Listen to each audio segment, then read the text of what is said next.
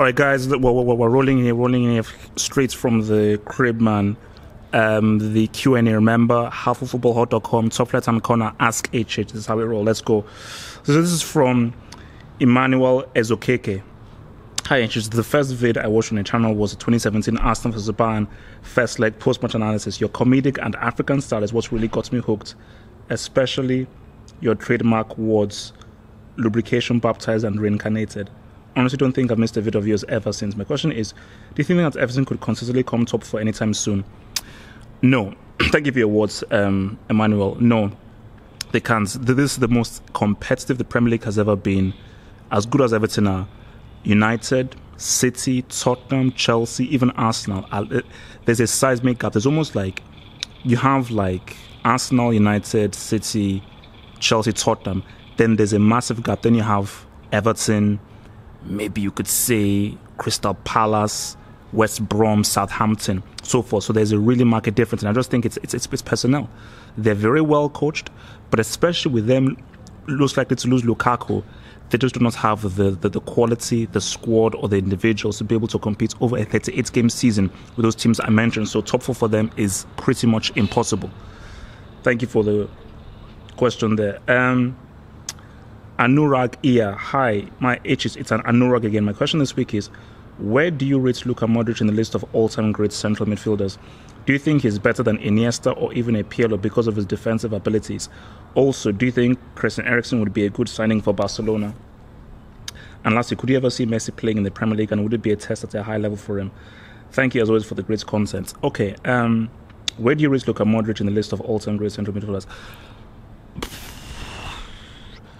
I would say Modric. The thing about Modric is that, okay, you always say that, okay, I'd rate him very highly. Almost, okay, let's say tier 1, you've got Zidane, you've got Pirlo, you've got Vieira. That's like elite, some of the greats of all time. Then I'd say he's tier 2. I would say he's literally just beneath that tier. So literally, he is literally just below the greatest midfielders of all time. Because I just think Modric, his vision, his awareness, his passing ability, the way he understands. Because I've played central midfield before. It is a flipping tough position to play. And just how well he understands and how well he plays and how well he controls the game, which is the key of being a great central midfielder. It's unrivaled. Because as of right now, he's one of the best midfielders of his generation. But overall, I would say he's tier 2, just below the greatest of all time, which is pretty high. Eriksen, I think Eriksen would be a good signing for Barcelona. I think Eriksen is the kind of player that Barcelona need. I think he's got a very good eye for the pass. He's similar to Rakitic, but I think the reason why I don't think he'll be a great signing is you already have a Rakitic, and I think what Eriksen does, Rakitic does as well, but better and more consistently and at a better level. So I just do not think it'll be a good signing, but I don't think it's a critical signing. No, I don't think Messi would ever play in the Premier League. I think it's too far gone now. Although I think that would be a great test for him, because again, I think he'll still rip it up, but I don't think he'll score as many G's as he has in La Liga, purely because in Premier League the defending is better. It's a lot harder, it's a lot more physical, and teams actually know how to defend as opposed to La Liga where they do not know how to defend.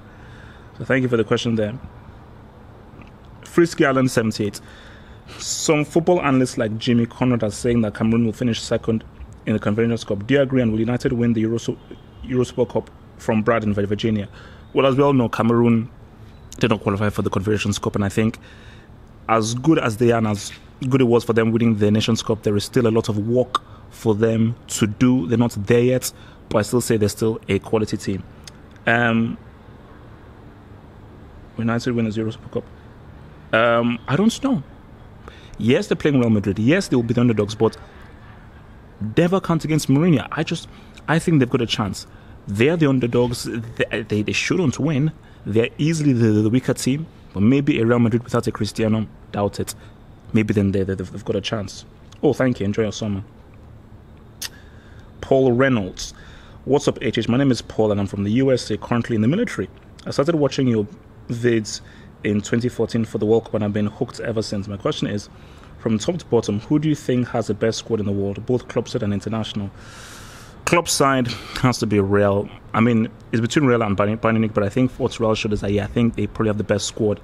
Because when you think of Real Madrid's first 11, is probably the best first 11 that there is out there club-wise. I mean, look at their bench. Isco, Asensio, those are two very, very good players. So I think it's between them and, of course, Bayern Munich, because for Bayern Munich, you've got Joshua Kimmich, you've got Renato Sanchez, Kingsley Coman. So I think Bayern and Real Madrid have the two best squads. International, I'm going to say Portugal.